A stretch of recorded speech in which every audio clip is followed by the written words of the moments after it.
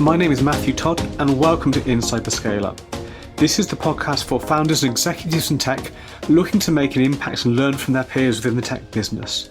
We lift the lid on tech businesses, interviewing leaders and following their journey from startup to scale up and beyond, covering everything from developing product market fit, funding and fundraising models to value proposition structure and growth marketing. We learn from their journey so that you can understand how they really work, the failures, the successes, the lessons along the way, so that you can take their learnings and apply them within your own startup or scale up and join the ever-growing list of high-growth UK SaaS businesses.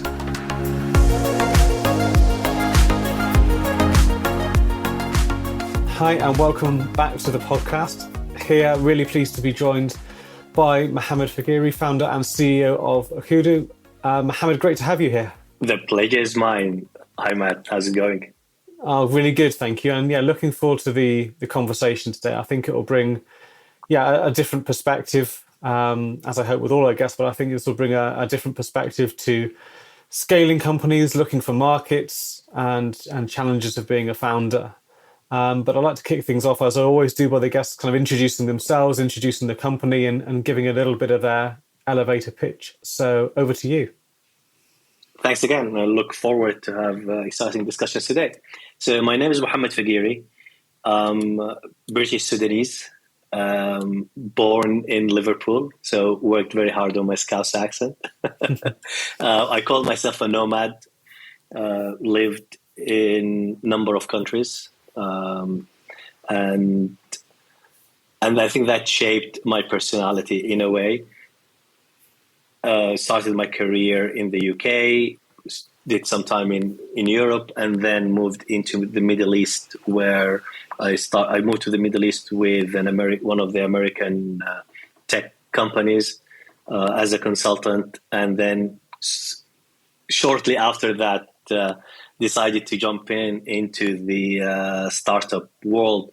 I've actually started the business. I started uqudo back in. As we started first as a consultancy back in 2013 and pivoted in 2020 to have what uqudo is today, a product in the identity space. I can just quickly, what is uqudo? uqudo is digital identity company. We do digital onboarding, ID verification, how we can enable our customers, who are usually banks, government agencies, telecommunication, and others, to have a frictionless user experience when you are requesting a service from your bank or from your telco, and now we're all doing it digitally. How we can do that without a friction? How we can be able to verify the person, the document, the biometric, and all of that. And although we are a UK-based company, but we focus in Middle East and Africa. I see, and I think it'd be good to get into that in a bit more detail as we talked today. But I guess before that, just to wind back a little bit, you said that started off as a consultancy, but then has pivoted into the platform that it now is. What was that? What were the motivations and reasons for that pivot and change of direction? So life sometimes present opportunities and you're either being ignorant to some facts or it just something that again, an opportunity presents itself and you will tell yourself, if I'm not going to do this now, I will regret it for the rest of my life. And this is exactly what happened for me. Actually, the company I used to work for, they wanted to pull out of the region. And we've been working very hard building a pipeline, and a very strong pipeline. And I said to myself, I will regret it for the rest of my life if I didn't pursue this avenue. And that was the start. And this is where we went into every customer that my company said no to. I said, look, if I come in and do this, would you consider me deliver this project, which I've been talking to you for a very long time? Some of them said, thank you, but no thank you. Others said, tell you what, we trust you. Why don't you come and do it? And that was the start. And this is why we started as a consultancy at the beginning. So it's not your typical founder story, or how you actually start a startup. So at that time, Yeah. we couldn't say it was a startup. It was literally a small consultancy doing a project, and we've been through all of the consultancy challenges, and we've learned not that consultancy is not the right route, at least for us at the time, because you'll go through this famine and feast where you're always looking for the next opportunity. And when you're delivering, you're not doing business development. So all of the challenges that I'm sure all of the listeners knows about. No, absolutely. So in terms of then, developing the platform, was that something that your consulting customers were looking for, were searching for? Did you have people kind of waiting for this platform, or did you have to go out and try and create that demand from scratch? We actually we had the moment where we 90% of our revenue was coming from one customer, and we were working in a government project, and that government project was consuming the organization, and the question was, what is next, Yeah. and are we going to continue? And we knew that going into consultancy we knew that there are some challenges that and we discussed a few things together as a team, because by that time we built a considerable team.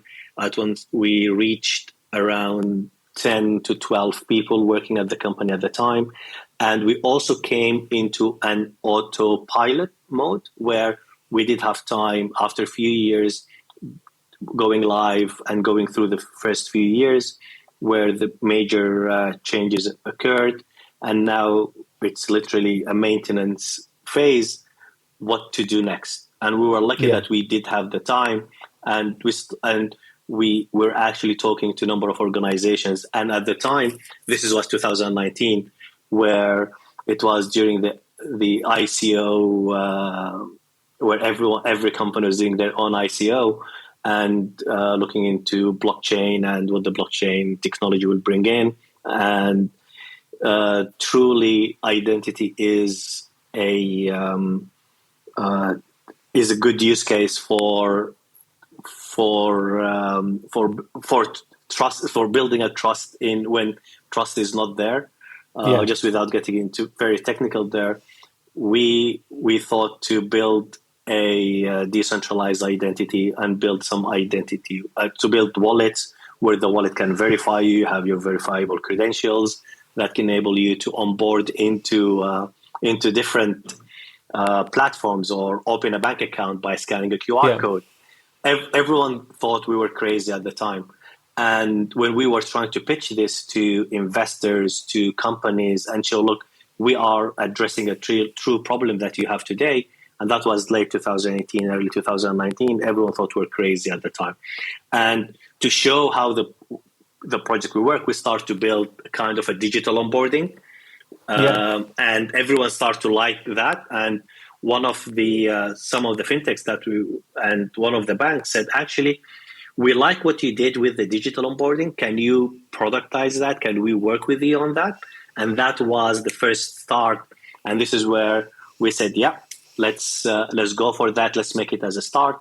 And now 2022, everyone is talking about the decentralization in the identity space. And I think if people are following what the European Commission is doing, they're really going full throttle on this. Yeah, interesting. I like that kind of spotting of opportunity, and by putting yourself out there, you kind of have to pay attention to the feedback that you're getting, and the products that you might end up working on may not be the one that first came to mind. And also sometimes you might be way too early. I think this is sometimes we as founders or as entrepreneurs, we might find the problem that we're trying to solve. But it's not only finding the problem, but also finding the right time. Too early is a challenge, as too late is a challenge as well, right? Yes. you have to get it right. Yeah, you have to get the timing right. You have to. Yeah. So one thing I want to to talk about that you kind of mentioned as well is the different markets that you're serving. You said a kind of a small UK company with quite a wide reach. What are the markets that you're selling into? Yeah, so I spend majority of my time now in Dubai, in United Arab Emirates, and we we are focusing Middle East and Africa. And what we are finding is, first of all, it is an underserved and understood market, and this actually, when we looked at the problem, although the problem does also exist in the UK, it also exists in Europe, but we decided to go through the I wouldn't say the difficult route, but to go through a problem that we were facing here in the region, and thought, why don't we start with a country that we spent some time in? We know the infrastructure, we know what's available and what's not, and let's test our technology. And this is what we did in the UAE.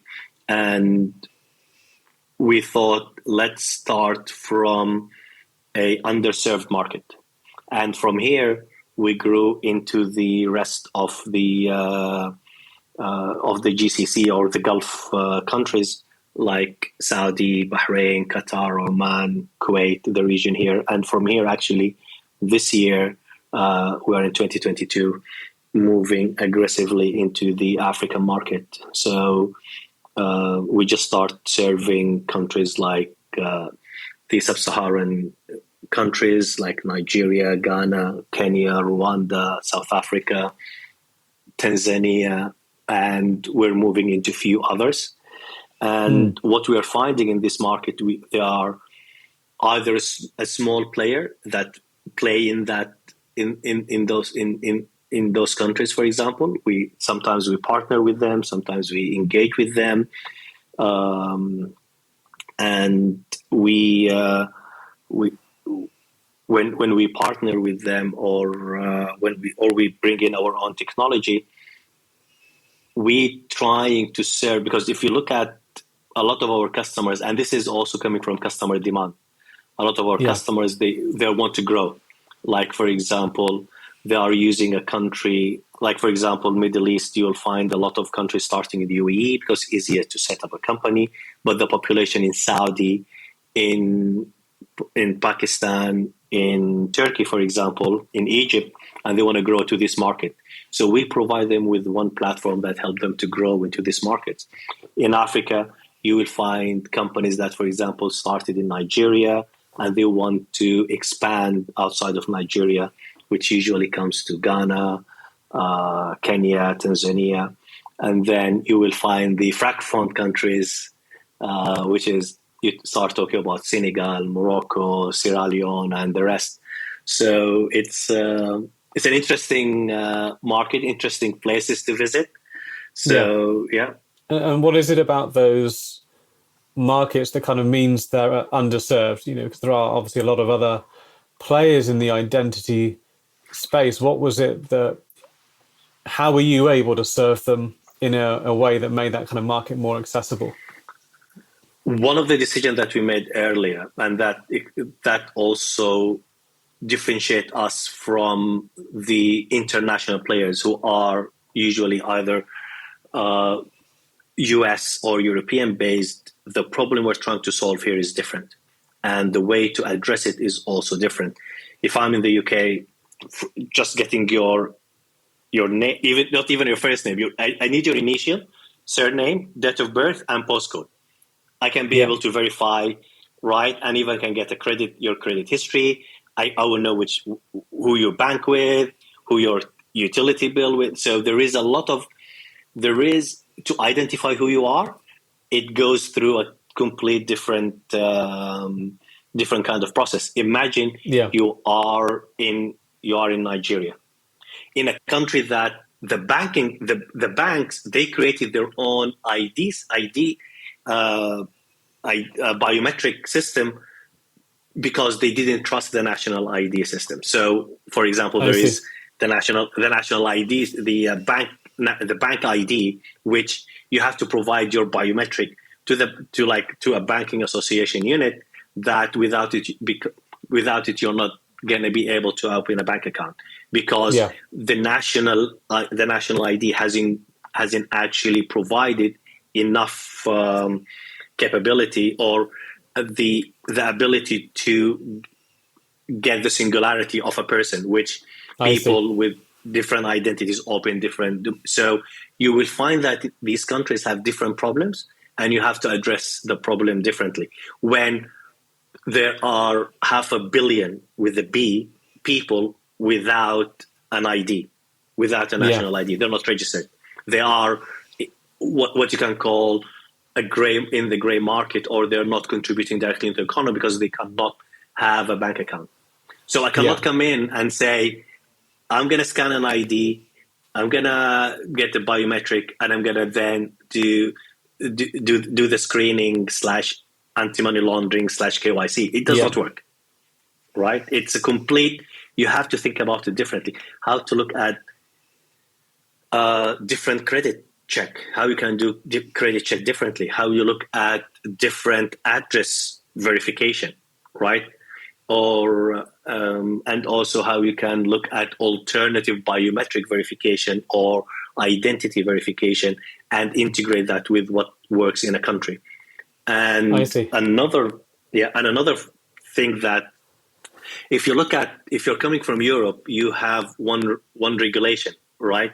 With the European Commission and with the UK, two regulators, you're covering 90, even more than 90% of the population. Yeah. Okay, just by having two legal entities, one in the UK, one in any European, any country's part of the European Union.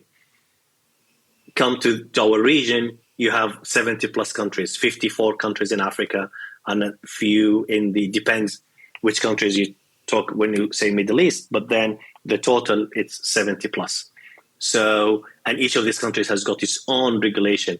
And then there's data sovereignty, data privacy, how you can fit your solution to be able to address some of these markets, and try to build it in a way from the grounds up to be able to support the countries that you're going to grow to.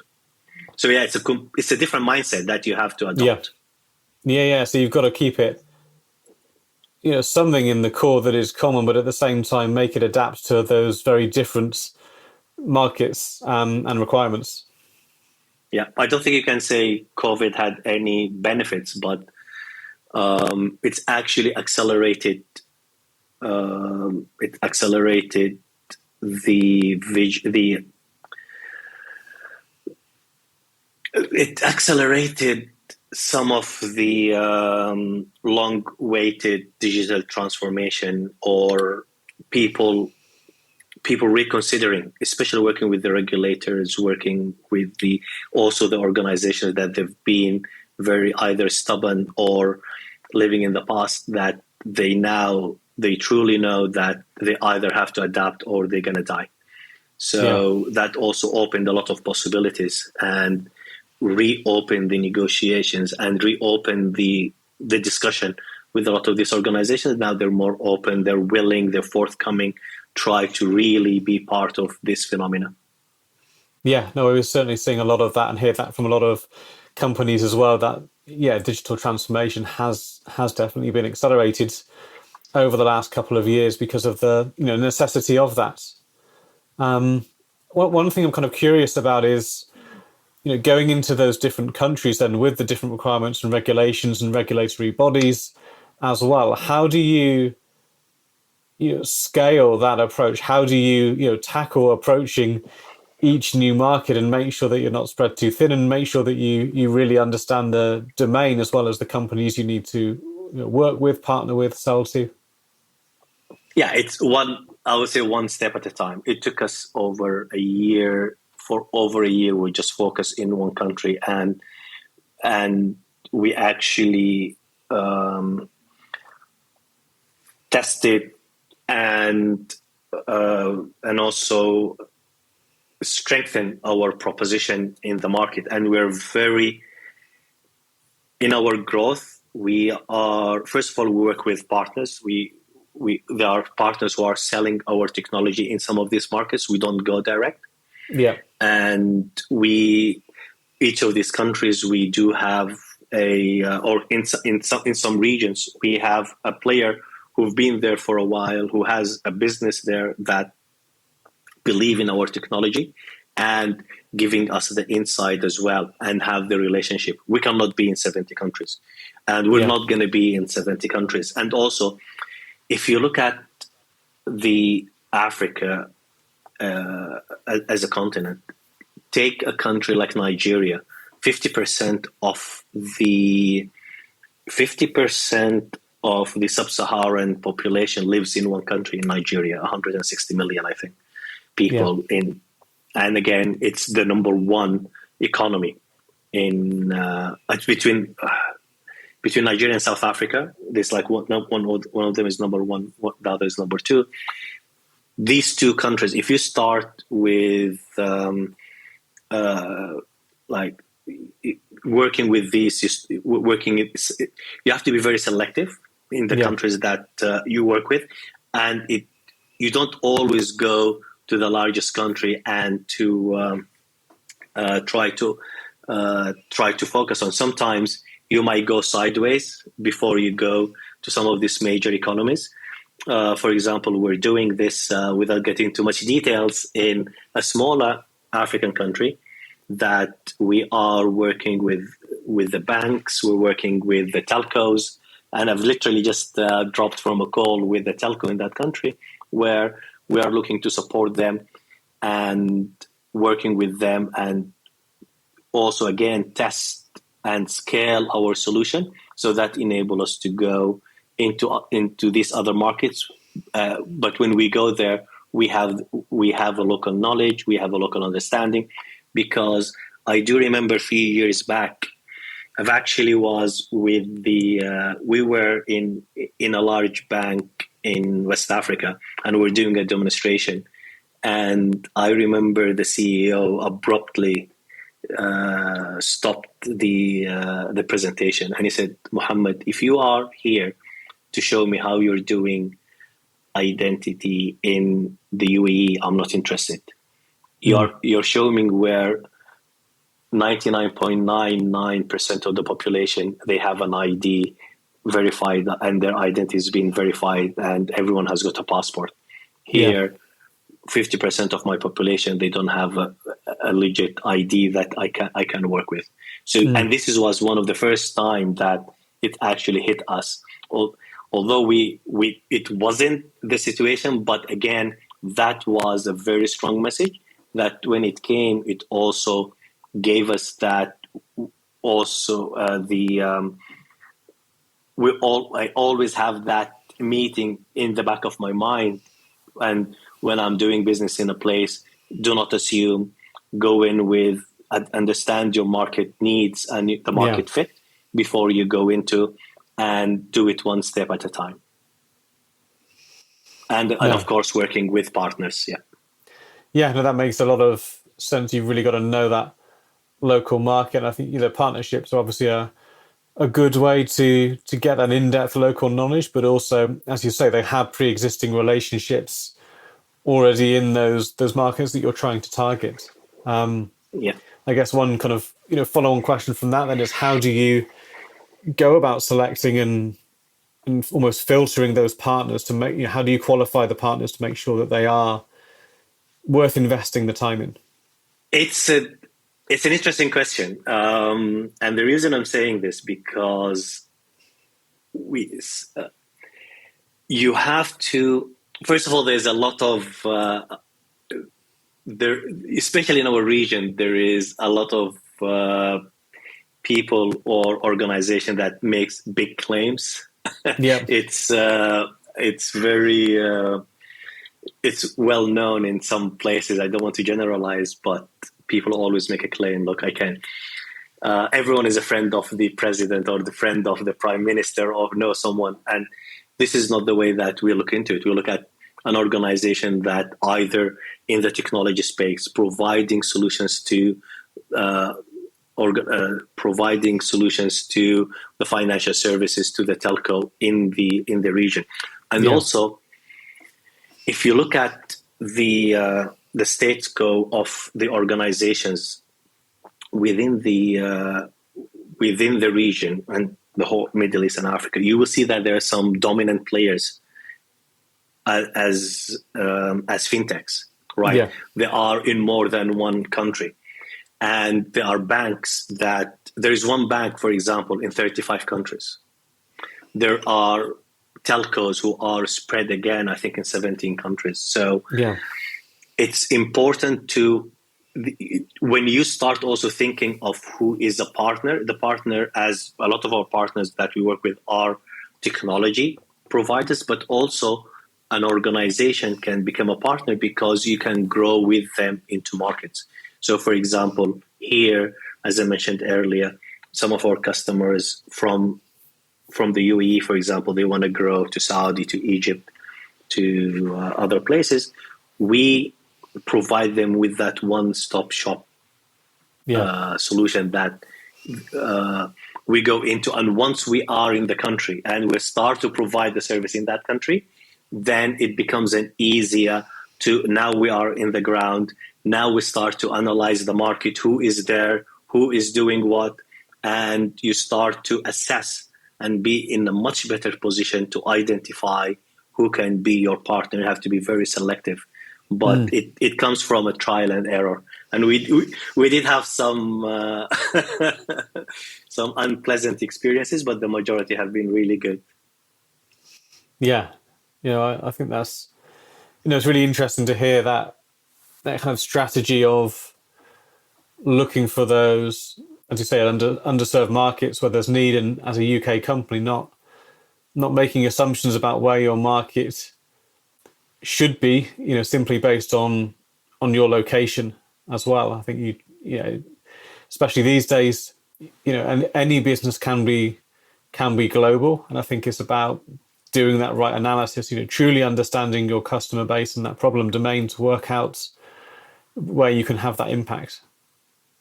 Yeah, and just talking about business being global as well, I do believe in having the diversity, and we have a very diverse team. We are touching 40 employees, and we have people from over 15 different nationalities within the team.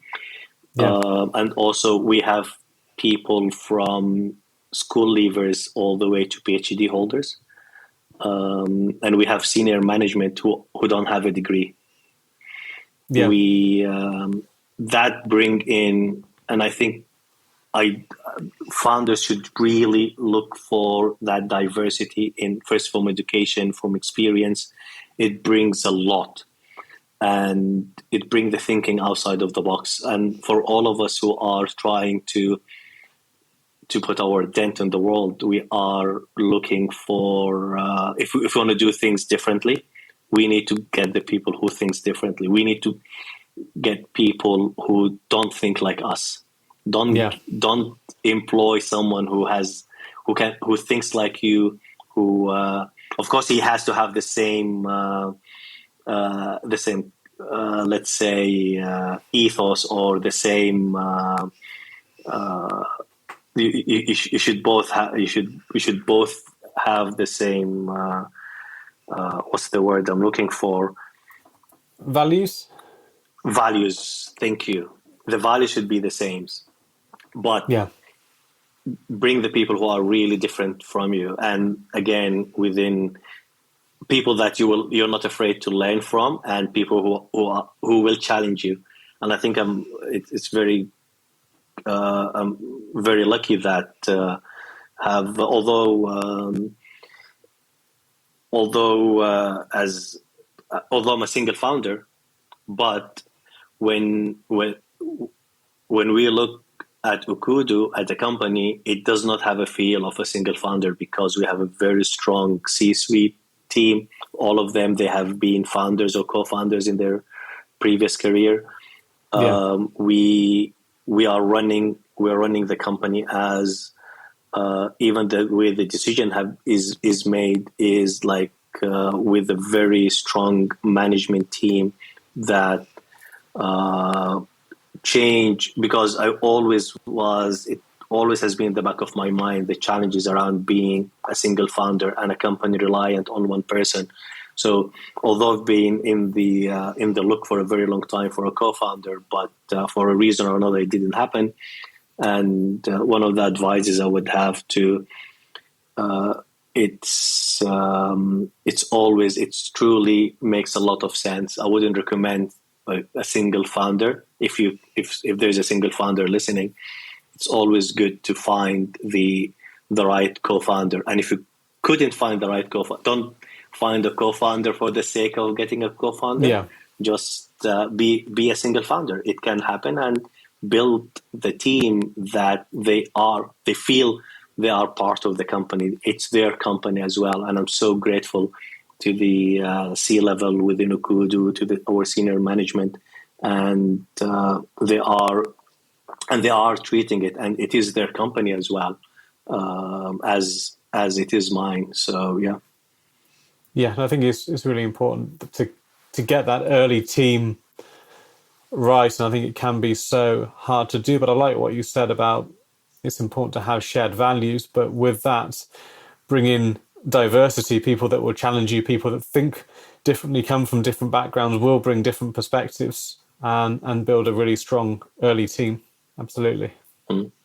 And look outside of your typical, the way that we're looking for people, right? There's always, especially now with the open, with the world we're living in, and people working from home and remotely. Other than we are from different nationalities, so as an office we have an office in Dubai.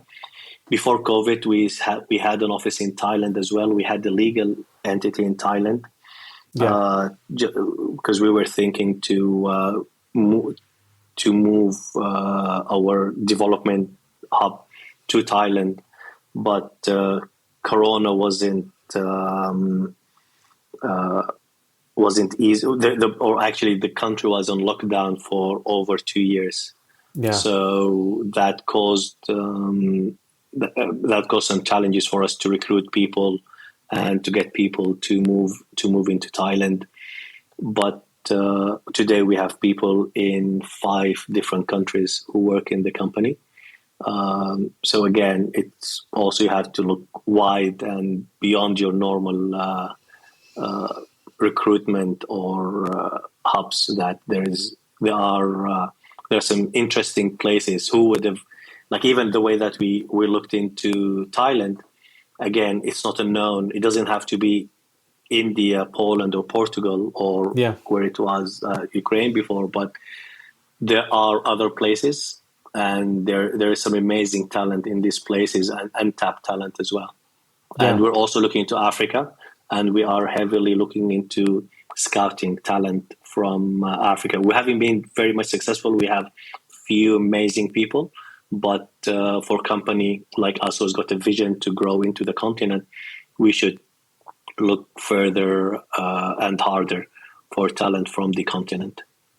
Yeah, I think it's interesting, especially, as you say before, kind of accelerated due to the last couple of years. But I think people are, realizing that they can and should source talent from, many different places. We can all work in a remote and distributed way.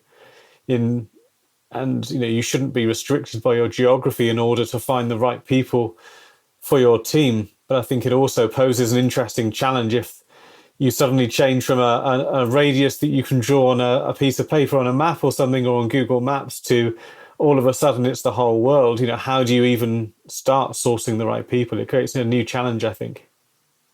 Exactly. Absolutely. And also, for us, there was also another, if you think about it, because historically, before COVID, it was also looked at these, some of these regions, or you can get cheap talent. But now, and again, this is again something really good, that in now it depends on your skill set. It does not depend on, to an extent. There's absolutely there's still some these places like that will demand a way much higher salary. But the good part is there is no that really for a very skilled personnel, whether especially technical personnel, it doesn't matter where you are, you can demand or you can ask for the salary that you truly deserve, no matter where you are. It wasn't the case before. It was your location will demand how much. What's the ceiling for how much you can get paid? We're seeing this slowly changing, at least from what used to be, or if you can call it the bottom of the salaries. That's definitely has started to move for the right skill set, for people really skilled and have got the right the right technical abilities and capabilities.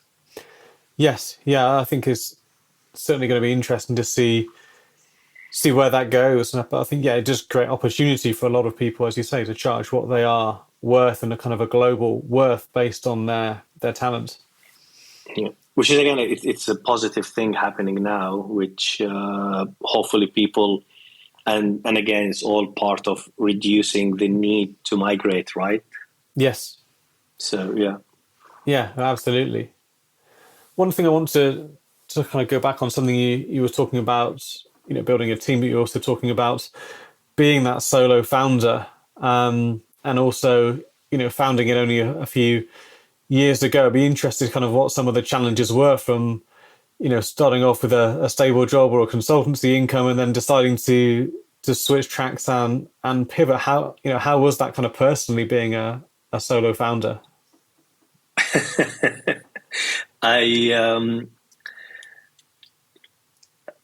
a quick story. So I was a highly paid consultant. I want to say highly paid, that a lot of companies try to the company I was working for, we were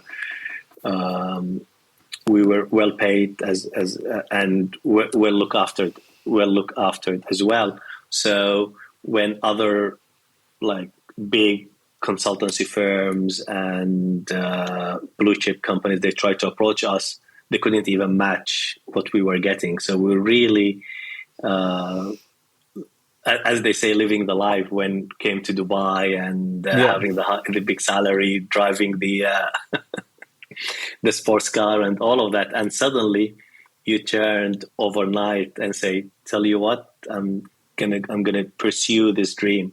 And I wasn't young when I started the business. I was 39 as well.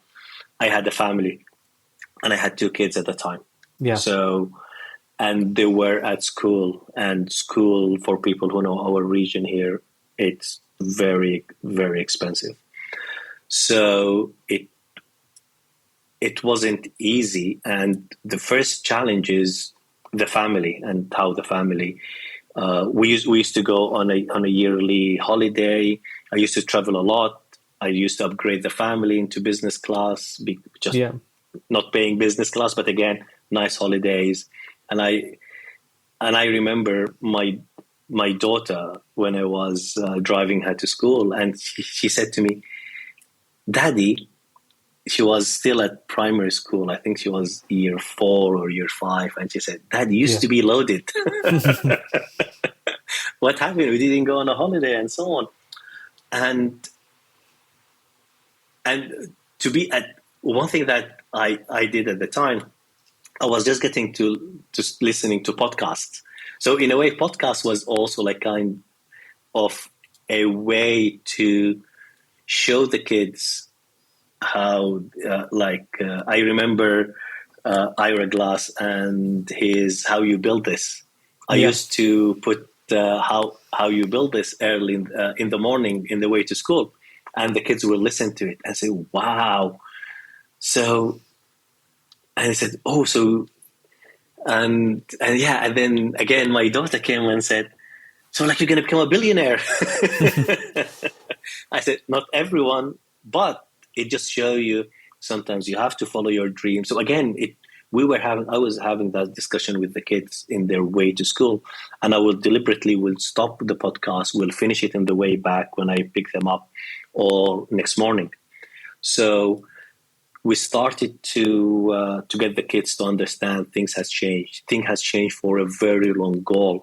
So from early age, they started to understand, okay, there is the short goals, that things that we can do, but we can do things that can take time. And also it's worth it to take a risk, a calculated risk. And then we start to talk about, okay, why do you do this? Why did I do it? So I start in their blessed minds to try to sell it to them, or to bring them on board. And again, I think something extremely important is your second half of. It's not an easy journey, and it is it's a very winded. It's very winded, and as I'm sure the majority of the listeners who have got their own businesses, or they tried the startup, and also you're away from home, you don't have that network of support. You cannot even you have to pay your rent. You have to pay the school fee. You have to have a health insurance. So your expenditure is not. You can. There is no strong support network as you will have it back home. So the question is, without a very strong support from your other half, and I would always, people that either spoken to or advised, or I know they're taking this route, the question is how your other half will take it. Will they be able to, or you know them best, you live with them, you know their character, you know what they can handle, what they can't. It's a very emotional, it's a very it's a very hard on the partner sometimes, as it's hard on you. And I would say I'm extremely lucky. And I think without my wife, I wouldn't been able to do what I'm doing today, because all of the support, all of the standing by, and the long nights. And she was not only that, but she became heavily involved in the business. Like, she helped with HR, finance. She had a finance background. So she helped with a lot of the administrative tasks within the company. So it helped me to focus as well on growing the business, and focus on the business, not to have to worry about the day-to-day tasks. So although it was the bookkeeping, finance, HR, but you can think of these like secondary, but having the right person who is taking that load from you, it helps you to go forward with your vision, with the mission that you're trying to achieve. So I think as a single founder, or someone who started late in life with the family, and with the growing family, and someone who's getting into his 40s, I think there is a lot of things to consider. But also, in the other hand, you can think of it and say there is no age, there's no time for you to start. It's never too late. I think it's interesting how you were involving the children with the podcasts, and kind of doing a couple of things, like explaining to them why things have changed, and what you're trying to do, and let them see that kind of context of other people, following a similar kind of, vision and path. But I think also giving them an education as to, there are different ways to make a living, to work, to try and build something, to create things, to have an impact. And I think, certainly in terms of my experience of education and many people that I know, that's something that was, never ever on the curriculum, never taught at all, and only now really, people get through online resources, through podcasts and places like that. Yeah, and one of them really get hooked. And it's actually for my son. It's an excuse for him to keep his phone at night next to him because, Dad, I'm listening to a podcast. I cannot sleep without listening to something. Yeah.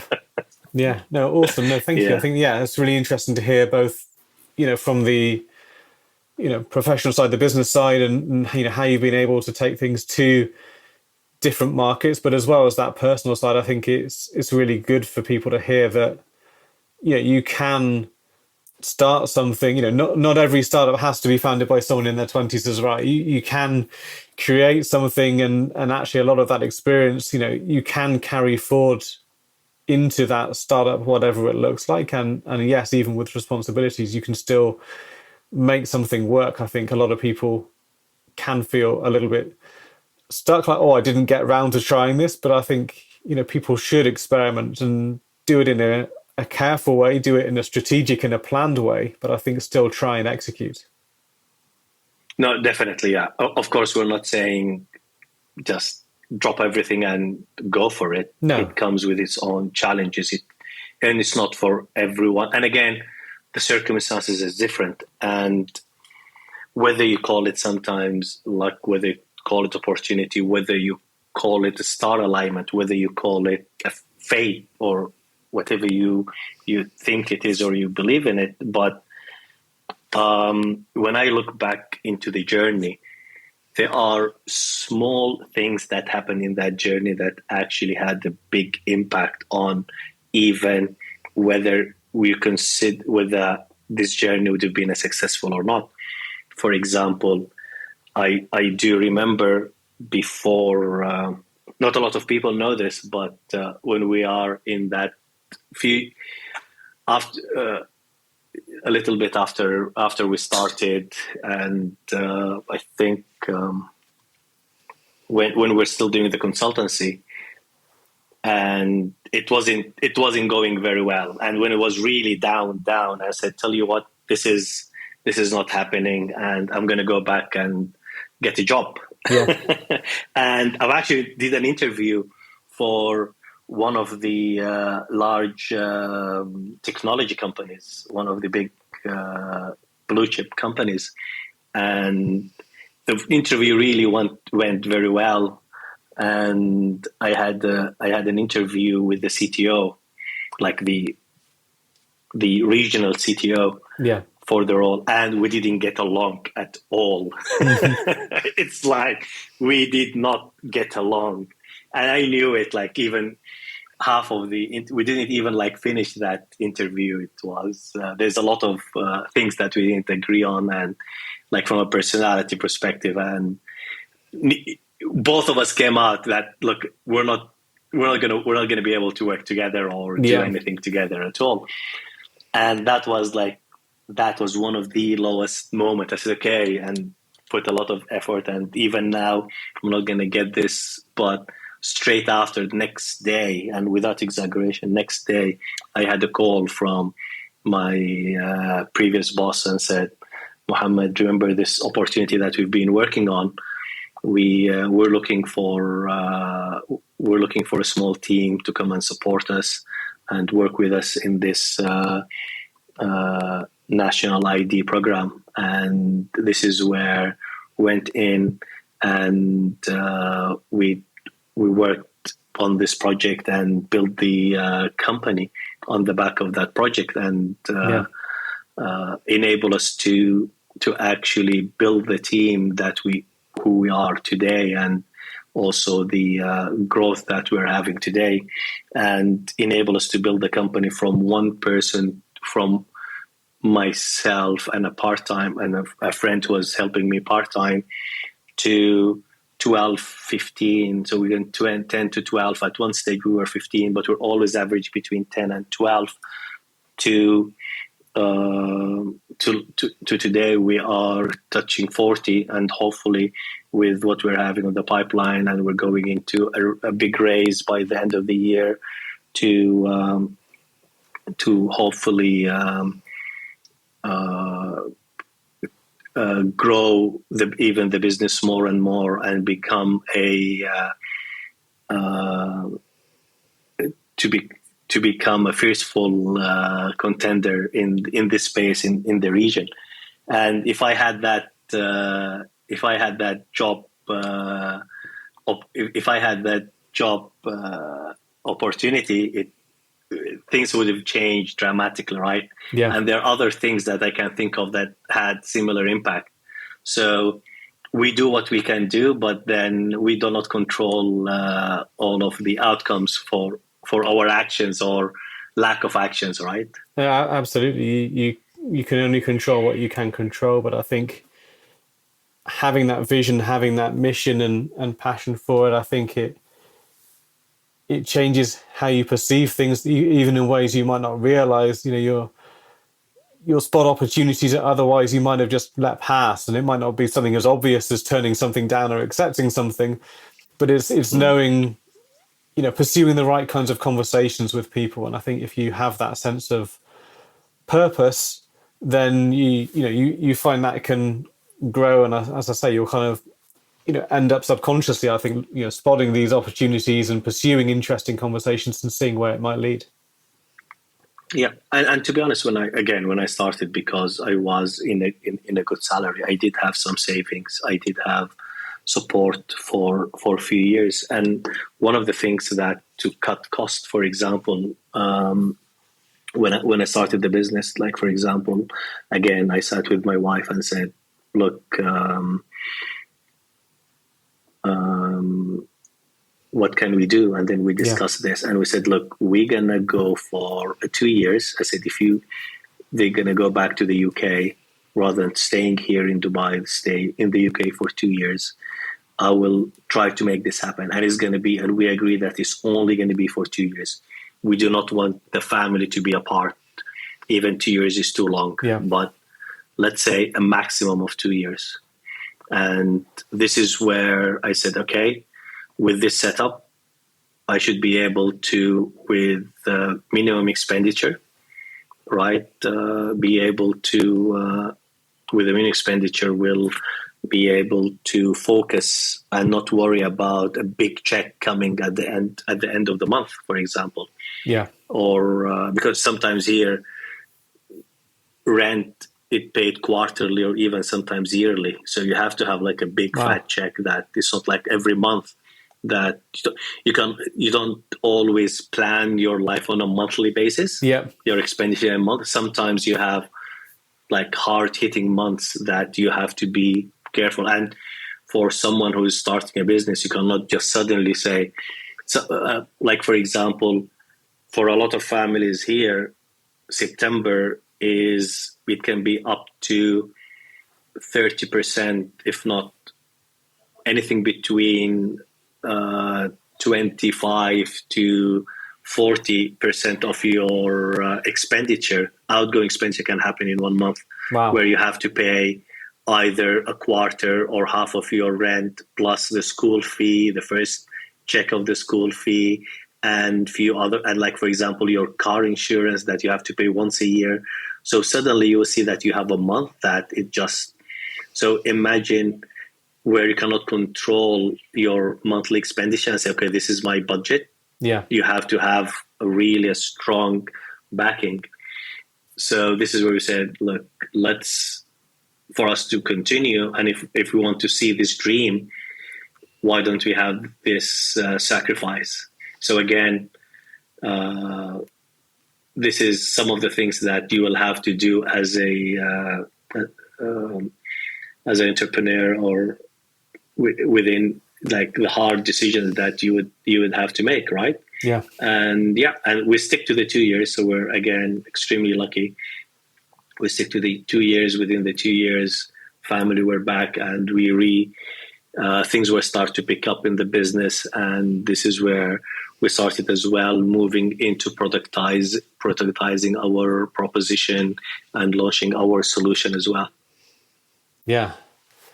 No, I think that's a great achievement, but I think it's a I think the perspective that you had is interesting as well, giving yourself that kind of constraint, that window to make it work. I think it certainly, yeah, I can see how it did give that focus. Yeah, no, absolutely. Yeah, it's again, you have to look at the situation. You have to look at and this again goes back when you're going for that decision, and you have to go for the worst case scenario. And again, look at all of the quantitative and qualitative aspects of that decision Yeah. that you're making. But again, I would say don't make it a side project if possible. It depends, of course. Different industries, whatever you're doing, Yeah. it might have an impact. But if you're really not focusing and giving it the shot that it deserves, again, with having your calculated, going for a calculated risk, but Yeah. I don't believe it can be done as a side hustle. I'm not sure what's your view on that, but you have to focus on what you're trying to do and make it a make or a break. And this help you to sorry, but also if you try to fail at, as sometimes say, you fail fast if you're gonna or go put all of the effort, try to test what you have to test, and see how the market is react to it. But you cannot take, and also because the market is not going to wait for you. No. As we said earlier, it's all about the right timing. You cannot be too early, cannot be too late. Yeah. No, I agree. I think I see a lot of people try and do something as a side hustle, and it's almost part of the story they like to tell themselves and other people. Is that, oh, I've got this thing on the side, and it's almost like with the podcasts, right? You know, it's like, oh, I could be a billionaire kind of thing because I've got this side hustle, and like, well, they have it as a side hustle. They can never fail because they're perpetually on the path of that. But it's not until they commit and focus where they really find out whether that is a viable proposition and a business. And I think there's a lot of people, even people that do it full time, that are always still not 100% committed to it, in enjoying the struggle a little bit too much, rather than seeking to truly kind of know their market, explore their markets in the ways that you've described, certainly. Yeah, and I think it's a good point you brought in there, because it is as well a mindset. And I would say, if you think that you're going to do it, put yourself a goal. Make that goal, for example, give yourself a target, whether it is a personal target, for example, or a sports, you want to make an achievement. Are you able, for example, to wake up every morning at 6 o'clock to do this jog, for example? Yeah. Are you in that mindset that you're telling yourself, I'm doing this, I'm up for this, and I'm going to do everything it takes? Because you're going to have some really low moments, and a lot of these low moments, you are by yourself. And it can be very lonely, even when there are people around you. So do you have the mental strength in a way to handle this? And I think people should, if anyone want to do this, give yourself a target, give yourself a hard to achieve but an achievable target, and go for it. See how you will how you will first of all, are you going to be able to commit? Are you going to be able to work towards that target? What are you telling yourself while you are in that journey? Yeah. When if you are on a 300 kilometer or miles cycling trip, and you are in 150, and you're just looking at the same road and that you've been driving for a few hours, are you gonna turn back? Are you gonna do this? You're gonna come in and you're gonna do it the day after? and the day after. You're not going to do, of course, 500 every day, but Yeah. are you going to have that target that you're going to go every single day? You're going to continue doing it, and and because there's no turning back, you cannot stop in the middle, right? You have to, Yeah. but also you need to know when it is the time to quit. Again, that's extremely important as well. But don't quit too early as well as but also don't keep it till it's way too late. You should read the signals. And again, it's although you can argue whether these signals are always the right to follow or not, because as I mentioned earlier, I had the signal that I said, tell you what, this is not going to happen. Yeah. But then things changed to the better after that. So that's again something that what is when to stop or when not to. I think that's again a very hard thing to determine or to know. Yeah, I think it can be, but I think the message I would certainly give people is, if you're thinking about those things and making a decision, either way, then don't be afraid to go out and seek information that you might not want to hear. So seek out feedback from the critics, seek out detailed feedback from your market. And, if you're scared that the market might be telling you something that you don't want to hear, it's always better to hear it sooner, because that gives you time and opportunity to react to it. It might not be that you have to throw everything away. It might just be that you've got to adapt things a little bit. You've got to tweak your messaging. You've got to tweak the proposition a little bit. But whatever you do, don't seek out people, as we said before, that all think the same way you do, and don't seek out people that are always going to agree with everything you say. Be open and be honest with that feedback internally and externally as well. Yeah, I think there's two, and thanks for bringing that up. There are two very important points there. The first is you have to have the support network around you and the advisory board and the people that they tell you the truth and they tell you as it is. It's not they tell you what you want to do, what do you want to hear. Yeah. And I think this is extremely important as well, to have these people around you and to reach those people, those advisors. And I think that's, again, a very important point. But also touching on what you were saying earlier, there is as well that sometimes is when to pivot and how to pivot and not to stuck to the original idea. I can think of very, very few companies that started with something and end up with their successful product. Yeah. Majority of the cases will look something completely different. Yeah. And you have always to see what the market is telling you, what your customers are telling you, but also what is your vision and what you're trying to achieve, and make the right and from there make up your mind and make that right decision, right?